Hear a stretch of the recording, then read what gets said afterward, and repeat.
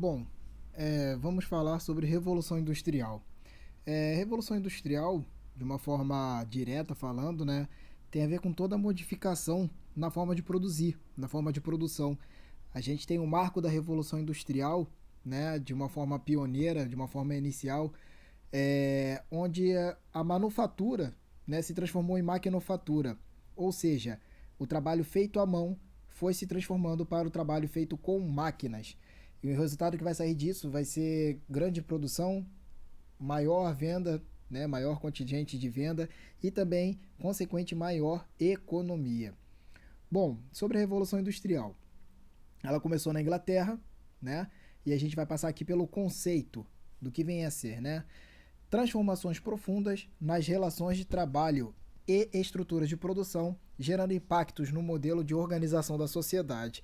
Ou seja, gente, todas as formas de relações de trabalho que existiam até então, elas vão sofrer uma transformação, inclusive na estrutura de produção também, e isso vai gerar impacto na sociedade. Ou seja, não vai ser uma coisa tão simples assim. Vai dar para perceber que, na verdade, não é só o chão de fábrica, o chão da indústria que vai se transformar. Na verdade, a sociedade como um todo, o jeito dela se relacionar com o tempo, com o espaço, vai ser modificado. E isso vai implicar tanto na vida familiar quanto na vida em sociedade. As origens: acumulação de capital gerada pelo renascimento das cidades, pela expansão marítima europeia, pela economia mercantil e pela colonização da América. Ou seja, gente, a gente vê uma acumulação de capital muito grande, né, já na segunda parte da Idade Média e na Idade Moderna, onde as grandes cidades do mundo elas estão se reavivando, ou seja, elas estão voltando ao grande esplendor, né? Roma, Paris, Londres, porque durante boa parte da Idade Média a vida tinha sido marcada pelo campo. A expansão marítima também europeia vai trazer uma grande consolidação de acúmulo de capitais, né? Assim como a colonização da América também vai facilitar essa revolução industrial, porque com a acumulação de capitais, com o acúmulo de capitais, novas tecnologias também vão surgindo, novos investimentos. Despovoamento rural, com cercamentos e migração para cidades inglesas. Ou seja, a população sai da vida do campo, da vida rural, cada vez mais para indo para as cidades. Graças aos cercamentos, né? Ou seja, o fechamento dos campos e a tomada dos campos de cultivo para poder se transformar em campos de cultivo, né, de ovelhas para poder conseguir a lã, né, para poder fazer tecidos e consequente migração, né, para as cidades inglesas, dentre elas Londres, Liverpool, Manchester, Blackpool, Southampton, são grandes cidades inglesas que começam a sofrer essa revolução industrial. E o desenvolvimento de novas técnicas de produção e surgimento do maquinismo. Como eu já falei anteriormente, né? A máquina vai começar a sofrer, né? Na verdade, vai começar a modificar a forma de produzir. Bom, pioneirismo inglês. Ou seja, gente, na Inglaterra que acontece a primeira revolução industrial. A partir dela, vai passar para a França e para outros locais pelo mundo. Agora, por que aconteceu na Inglaterra? Vamos lá. Primeiro, uma grande reserva de recursos naturais, como o ferro e o carvão. O ferro e o carvão vão ser dois grandes materiais principais para essa primeira fase, principalmente o carvão, porque vai ser a utilização de vapor para poder transformar as máquinas têxteis, né? Ou seja, as máquinas que vão começar a tecer tecidos, né? A tecer a lã.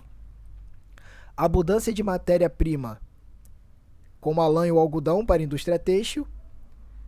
Desenvolvimento do comércio externo, ou seja, a Inglaterra, lembrando, né, é uma ilha, então ela tem uma marinha muito desenvolvida e consegue desenvolver comércio internacional com inúmeras outras nações. Investimento na produção industrial feitos pelo capital mercantil, ou seja, o dinheiro que era obtido com o mercado, com o comércio, era investido nessa industrialização. Aumento da mão de obra nas cidades em virtude dos cercamentos, ou seja, lembrando, as pessoas saíam dos campos e estavam indo cada vez mais para as cidades. Ou seja, já que estavam lotando os centros urbanos, tinha um grande contingente de mão de obra para poder entrar nesses chãos de fábricas, nesses chãos de indústria. E também, é claro, o mercado consumidor. a questão do trabalho assalariado na Inglaterra era fundamental para isso. Lembrando que na Inglaterra você não teve praticamente trabalho escravo, porque o liberalismo lá comercial era muito bem respeitado para que tivesse mercado consumidor para consumir esses produtos industrializados. Tá bom? Então vamos lá. Primeira Revolução Industrial e a chamada Segunda Revolução Industrial. Vamos fazer algumas diferenças aqui. Local, primeira Revolução Industrial acontece na Inglaterra. Já a Segunda Revolução Industrial, que é para o final do século XIX, aqui a gente está falando de Revolução Industrial, é no século XVII, tá bom, gente? Anos 1600 e alguma coisa. A Segunda Revolução Industrial é nos anos 1800 e alguma coisa, né? No século XIX, tá bom? Período, aqui está marcando o século XVIII, mas a gente tem alguns registros do século XVII, tá? Da primeira Revolução Industrial. Aqui, como eu falei, no século XIX, na Segunda Revolução Industrial. A energia na primeira revolução é a vapor, já na segunda é a elétrica. As matérias-primas são o carvão e o ferro, que são muito utilizados na primeira revolução, e na segunda são o petróleo e o aço. Invenções. Aí nós temos aqui motor a vapor, máquina de fiação, barco e locomotiva a vapor.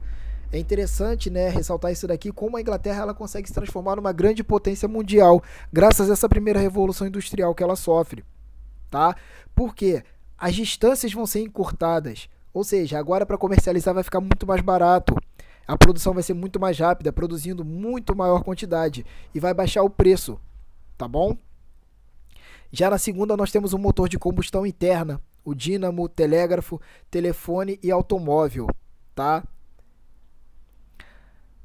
Processo de produção. Na primeira revolução, você vai de manufatura para maquinofatura. Desenvolvimento da indústria têxtil, né, com o surgimento de fábricas, principalmente em Manchester, na Inglaterra. E divisão dos processos produtivos, ou seja, você tem aquela cadeia de produção onde cada pessoa agora ia ser responsável por uma parte da produção de um produto. Ela não ia ser mais detentora de toda a produção do produto, né? Por exemplo, se você tinha um marceneiro que ele ia construir as cadeiras ou uma mesa, agora na verdade você vai ter um chão de fábrica onde vai passar o produto de mão em mão até sair a cadeira ou a mesa final. Ou seja, um vai parafusar, o outro vai serrar a madeira, o outro vai colar, o outro vai pregar, o outro vai colocar o estofado até finalizar o produto final. Na segunda revolução industrial nós temos a automação das linhas de produção, ou seja, as linhas de produção começam a ficar automotivas, ou seja, você tem máquinas, né, se transformando. Vem aqui pela imagem, né, onde tem esse filme aqui do Charlie Chaplin, Tempos Modernos, que mostra essa representação de uma linha de produção, tá? Nesse momento, com as novas fontes de energia e matérias-primas, começam a surgir também novos setores produtivos, como transportes e comunicação. Lembrando que até então você tinha comunicação feita por cartas, né? E você tem a grande invenção do telefone, né? E do telégrafo também. Para finalizar, então, nós temos nas relações de trabalho, na primeira parte, né? Na primeira revolução industrial, nós temos artesãos se tornando operários de fábrica, né? Com a troca da força de trabalho por salário, e as péssimas condições de trabalho que motivaram o surgimento, por exemplo, do ludismo, né? Liderada pelo Ned Ludd, onde eles começavam a se revoltar, se rebelar e quebrar as máquinas, né, e as fábricas para poder pedir por mais direitos aos patrões que se negavam, é claro, porque não tinha lei trabalhista, né, e eles queriam saber mais era do lucro. Na segunda fase você tem a substituição de operários por máquinas e também além das péssimas condições de trabalho, né? Ou seja, na segunda fase você já tem até um pouco de algumas funções sendo operadas por máquinas diretas, né? Por exemplo, o ofício do ferreiro, que fazia materiais de metal, escudo, armas e etc., começa a ser substituído por fábricas, porque essas máquinas vão começar a produzir maior quantidade com preço mais barato.